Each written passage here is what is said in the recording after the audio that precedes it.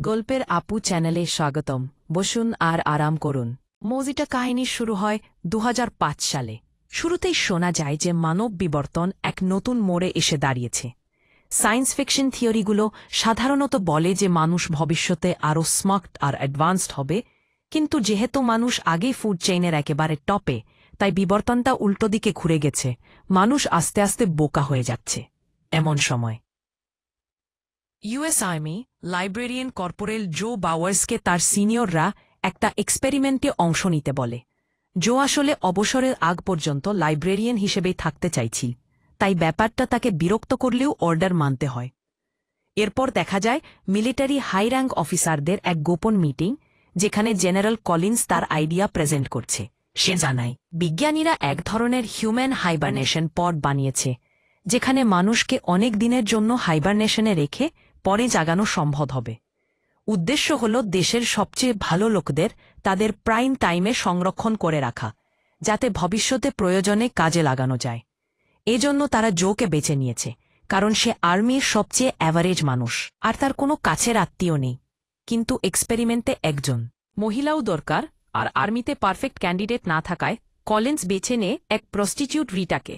সে অন্য অফিসারদের দেখায় রিটার ম্যানেজার আপগ্রেডের সাথে তার পার্টির কিছু ছবি, যেগুলো দেখে সবাই বেশ অস্বস্তিতে পড়ে যায়।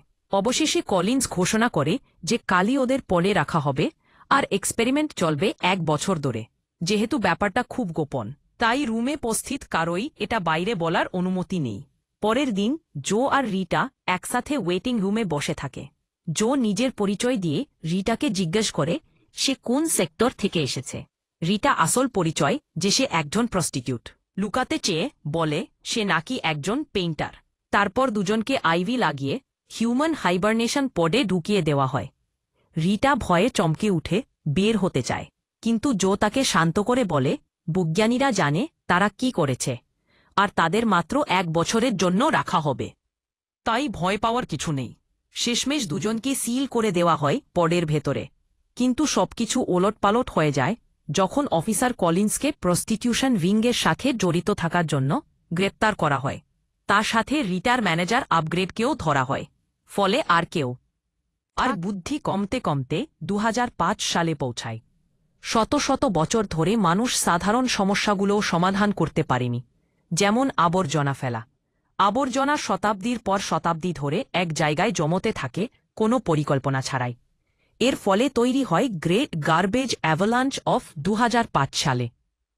একদিন এক বিশাল আবর্জনার ধস নামতে নামতে জোর হাইবারনেশন পড গড়িয়ে গিয়ে হঠাৎ একটা বাড়ির ভেতরে গিয়ে পড়ে।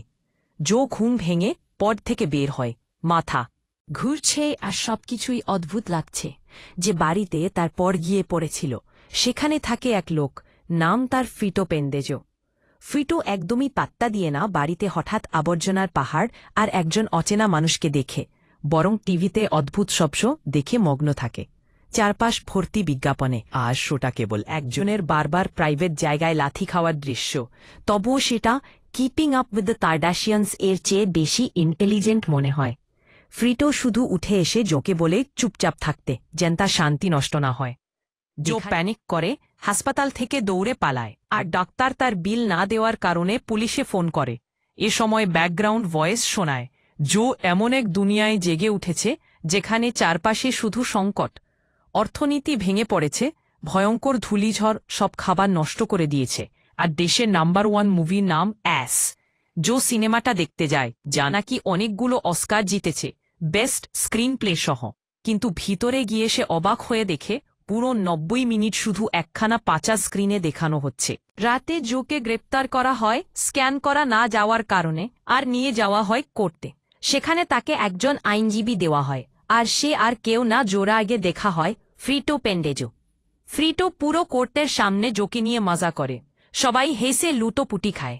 জো শান্তভাবে নিজের কথা বোঝানোর চেষ্টা করে আর ব্যাখ্যা দেয় কেন তাকে স্ক্যান করা যায়নি, কিন্তু আইনজীবী আর বিচার করা শুধু হেসেই যায়। শেষে বিচার তাকে দোষী ঘোষণা করে জেলে পাঠানোর আদেশ দেয়। এদিকে রিতা অবশেষে পড থেকে বেরিয়ে আসে, আর তার ম্যানেজার আর প্রেমিক আপগ্রেডকে ফোন করার চেষ্টা করে, কিন্তু ফোন তাকে জানায় কল করতে হলে $২০০০ লাগবে। ঠিক তখনই এক লোক তার কাছে আসে। যাকে রিটা ফাঁকি দিয়ে টাকা বের করে নেয়। একই সময়ে জোকে নিয়ে যাওয়া হয় এক অটোমেটেড ট্যাটু সেন্টারে, যেখানে সবাইকে আইডেন্টিফিকেশন ট্যাটু দেওয়া হয় যাতে তারা স্ক্যান করা যায়। মেশিন তার নাম জিজ্ঞেস করে, কিন্তু জো বোঝাতে থাকে যে সে ঠিক বুঝতে পারছে না কি হচ্ছে। তাই মেশিন তার নাম ধরে নেয় নট শিওর, আর সেই নামটাই তার কবজিতে ট্যাটু করে দেয়। এরপর তাকে নিয়ে যাওয়া হয় অ্যাপটিটিউড আর আইকিউ টেস্টে, যেখানে তাকে সোজা সরল যোগ বিয়োগ জিজ্ঞেস করা হয়। জো সব সঠিকভাবে উত্তর দিয়ে আর অবাক হয়ে দেখে যে আশেপাশের লোকজন বেসিক আকার চিনতে পারছে না। তারপর তাকে নিয়ে যাওয়া হয় কারাগারে। তখনই তার মাথায় যায় যে এই দুনিয়ার সবাই আসলেই একেবারে বোকার হদ্দ। তাই সে গার্ডকে বলে আজই তার জেল থেকে বের হওয়ার কথা। গার্ডও বোকা, সে তাকে ছেড়ে দিয়ে। কিন্তু অ্যালার্ম বাজতে থাকে যে এক বন্দি পালিয়েছে, আর পুলিশ জোকে রাস্তায় তাড়া করে। কোনোভাবে জো পালিয়ে গিয়ে আবার ফ্রিটোর বাড়িতে পৌঁছে। জো বিশ্বাস করে যে গত 500 বছরে কেউ না কেউ টাইম মেশিন তৈরি করেছে, আর ফ্রিটোর সাহায্য চায় সেটা খুঁজে বের করতে। প্রথমে ফ্রিটো সাহায্য করতে রাজি হয় না, কিন্তু জো তাকে ধোঁকা দিয়ে বলে যে $8 বিলিয়ন পাবে সাহায্য করলে। শেষমেশ ফ্রিটো টাকা লোভে রাজি হবে, জানায় সে টাইম মেশিন কোথায় আছে জানে। ঠিক তখনই পুলিশ দরজায় নক করে জোকে খুঁজতে আসে। জো আর ফ্রিটো জানালা দিয়ে পালিয়ে যায় আর গাড়ি চালিয়ে মিউজিয়ামের দিকে রওনা দেয়। পথে তারা রিটোর সঙ্গে দেখা করে, যে এখনও একই লোককে ঠোকাছিল। রিটা গাড়িতে ওঠে আর চিন্তায় পড়ে যে আপগ্রেড টাকার জন্য তার খোঁজে আসবে। সে জানেই না যে আপগ্রেড আসলে আগেই মারা গেছে। গাড়ি চালাতে চালাতে হঠাৎ বাইরে কোনো যন্ত্র জোর কবজি স্ক্যান করে, আর পুলিশ সঙ্গে সঙ্গে তার অবস্থান জেনে যায়।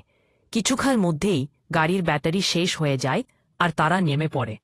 ঠিক তখনই পুলিশ এসে গাড়িতে গুলি চালায়। হঠাৎ অনেক মানুষও ভিড় জমিয়ে মজা দেখতে মারামারি শুরু করে দেয়া। জো, ফ্রিটো আর রিটা দৌড়ে পালায় টাইম মেশিন খুঁজে পাওয়ার আশায়।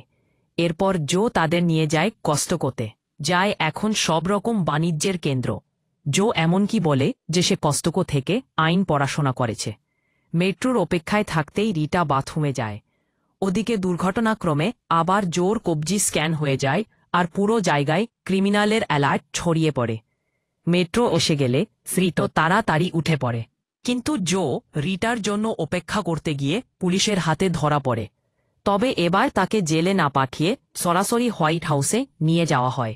সেখানে বিভ্রান্ত জোর সঙ্গে দেখা হয় প্রেসিডেন্ট ক্যামাচো আর তার সেক্রেটারিদের। ক্যামাচো মজা করে বলে সে ভেবেছিল জো এত বুদ্ধিমান বলে তার মাথা আরও বড় হবে। আসলে জেলে জো যে আইকিউ টেস্ট দিয়েছিল, কার রেজাল্ট দেখে সবাই হতবাক হয়ে যায়, কারণ এটা তাদের দেখা সর্বোচ্চ স্কোর। তাই তার বুদ্ধিমত্তার কারণে প্রেসিডেন্ট জোকে নতুন সেক্রেটারি অফ ইনটেরিয়র বানিয়ে দিয়েছে। জোর অবাক হওয়ার মতো বিষয় হল, সবাই তাকে বিশ্বের সবচেয়ে বুদ্ধিমান মানুষ ঘোষণা করে। এরপর সবাই যায় হাউস অফ রিপ্রেজেন্টেটিভ, যেখানে প্রেসিডেন্ট ঘোষণা করে যে খাদ্য সংকট আর ডাস্টবোলের সমস্যা সমাধান করবে তাদের নতুন secretary of interior mister not sure. President এটাও প্রতিশ্রুতি দিয়েছে, যদি জো সমস্যা সমাধান করতে পারে তবে তার জেলের শাস্তি মাফ করা হবে। এরপর মন্ত্রিসভার মিটিং বসে, যেখানে সবাই জোকে কিছু স্মার্ট কথা বলতে বলে। জো এলোমেলো কিছু জটিল শব্দ বলে, আর তাতেই তারা বিশ্বাস করে যে সে সত্যিই খুব বুদ্ধিমান। পরে জো ফ্রিটোকে বলে টাইম মেশিনের লোকেশন এঁকে দিতে, যতক্ষণ না সে বাকিদের ব্যস্ত রাখে। কিছুক্ষণ পর জো সবাইকে নিয়ে যায় সেই মাঠে যেখানে ফসল হওয়ার কথা ছিল। সে আরও বলে রিটার দরকার হতে পারে ফসলের ব্যাপারে সাহায্যের জন্য। ফ্রিটো লুকিয়ে জোকে ম্যাপটা দিয়ে। ঠিক তখনই রিটাও সেখানে এসে পৌঁছায়। জো তাকে আলাদা ডেকে নেয় পালানোর জন্য, কিন্তু দেখে ফ্রিটোর আঁকা ম্যাপ আসলে কিছু আঁকাবাঁকা দাগ ছাড়া কিছুই না। তখন জো বুঝতে পারে মানুষজন ফসলের জমিতে পানি না দিয়ে এনার্জি ড্রিঙ্ক ব্র্যান্ডো দিয়ে সেচ দিচ্ছিল। সে আবার এক মন্ত্রিসভা ডাকে আর সবাইকে বলে ব্র্যান্ডো বদলে পানি ব্যবহার করতে। কিন্তু সেক্রেটারিরা ভাবে এটা ভয়ঙ্কর আইডিয়া, কারণ ব্র্যান্ডোতে ইলেকট্রোলাইটস আছে। যুক্তি না করে জো বলে সে গাছেদের সঙ্গে কথা বলতে পারে আর গাছেরা পানি চায়। জো জানতেও পারে না যে ব্র্যান্ডো জমিতে লবণ জমিয়ে দিয়েছে, যেটা ফসল নষ্ট করে দিয়েছে আর ডাস্ট বোল তৈরি করেছে। তাই আসলে সে সঠিক সমাধানটাই দিচ্ছিল। কয়েকদিন ধরে সবকিছু ঠিকমতো চলতে থাকে। কিন্তু শিগগিরই ব্র্যান্ডোর প্রোডাকশন কমে যাওয়ায় তাদের স্টক একেবারে শূন্যে নেমে আসে। এর ফলে দেশের অর্ধেক মানুষ বেকার হয়ে যায়।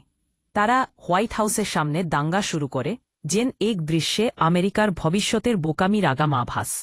খবর বেরোয় যে জোকে আদালতে তোলা হয়েছে মানুষের চাকরি কেড়ে নেওয়ার অভিযোগে, আর সে দোষী প্রমাণিত হয়। শাস্তি দেওয়া হয় 1 রাতের রিহ্যাবিলিটেশন। নতুন দুনিয়ায় রিহ্যাবিলিটেশন মানে হল একজন অপরাধীকে এরেনায় ছেড়ে দেওয়া হয়, আর বিশাল মনস্টার ট্র্যাক তাকে ধাওয়া করে। দর্শকরা উল্লাস করে ট্রাকের জন্য। সাধারণত এর পরিণতি হয় অপরাধীর মৃত্যু। জোকে এরেনায় নেওয়া হয়, আর রিটা দুঃখ নিয়ে হোয়াইট হাউসে ফিরে যায় ফ্রিটোর সাথে টাইম মেশিনে যাওয়ার জন্য প্রস্তুতি নিতে। পুরো রিহ্যাবিলিটেশন জাতীয় ইভিতে সম্প্রচার হয়। জো একটি ছোট গাড়ি চালাচ্ছে, গাড়ির হুড়ে বাঁধা রয়েছে একটি ডিলডো, আর পেছনে বিশাল কিলিং ট্র্যাক তাকে ধাওয়া করেছে। ঠিক তখনই রিটা বাইরে একটি গোলাপ গাছের ফুল ফুটতে দেখে। সে বুঝতে পারে জোর পানি দেওয়ার আইডিয়া কাজ করেছে। সে ফ্রিটোকে নিয়ে এরেনায়ের দিকে যায়, পরিকল্পনা করে জোর শাস্তি বন্ধ করার জন্য ফসলের ছবি বড় স্ক্রিনে দেখাবে। এদিকে জো এখনও প্রাণ বাঁচানোর জন্য দৌড়াচ্ছে সেই ট্রাকের হাত থেকে। রিটা ঠিক সময়ে পৌঁছে যায়, আর একজন ক্যামেরাম্যানকে ঘুষ দিয়ে ফ্রিটোর সাথে মাঠে পাঠায় ফসল ভিডিও করার জন্য। এরপর সে মনিটরিং রুমে গিয়ে পুরো কন্ট্রোল হাতে নেয়। অবশেষে ফ্রিটো মাঠে পৌঁছে ফসলের ভিডিও করে, আর সেই ফুটেজ বড় স্ক্রিনে সম্প্রচারিত হয়। এটা দেখে প্রেসিডেন্ট কামাচো জোকে মেরে ফেলার হাত থেকে বাঁচায় আর তার শাস্তি মাফ করে দেয়। ফলে ভিড় উল্লাসে ফেটে পড়ে। এরপর সবাই হোয়াইট হাউসে একদম ফ্র্যাট পার্টির মতো পার্টি করছে। রিটা তখন জানায় যে সে আর নিজের সময়ে ফিরতে চায় না, কারণ তার ভবিষ্যৎটাই ভালো লাগবে। জো অবাক হলেও তাকে জোর করে না, শুধু বিদায় জানায়।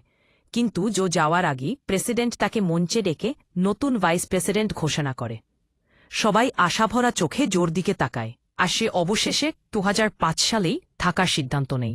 ঠিক তখনই কেউ একজন বলে ওঠে যে টাইম মেশিন আসলে একটা বাজে রাইড ছাড়া কিছুই না। ফ্রিটো জোকে নিয়ে যায় সেই মেশিনে, আর দেখা যায় সেটা আসলে শুধু একটা বাচ্চাদের রাইড। তারপর দৃশ্য কেটে কয়েক মাস পর দেখানো হয় জো এখন যুক্তরাষ্ট্রের প্রেসিডেন্ট, আর রিটা তার স্ত্রী এবং ফার্স্ট লেডি। তার নেতৃত্বে এক নতুন যুগের সূচনা হয়, আর মানুষ আশা করে যে আবারও মানবজাতি বুদ্ধিমান হয়ে উঠবে।